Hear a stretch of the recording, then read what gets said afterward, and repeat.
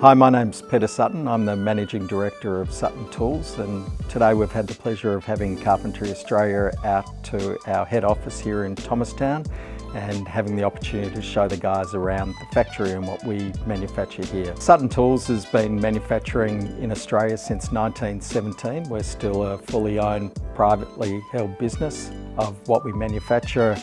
We export a large proportion of that as well. Here at Sutton we manufacture over 20,000 different line items, but probably the items or the products that we're most synonymous with is our drill bits, as we see here in our locally manufactured and packed drill set. So we actually produce around 1.5 million drills per month, and again that's distributed all over Australia, New Zealand and also around the world. Here at Sutton Tools we're obviously passionate about manufacturing, and that involves also obviously employing people and also bringing new people into the industry, such as through apprenticeships.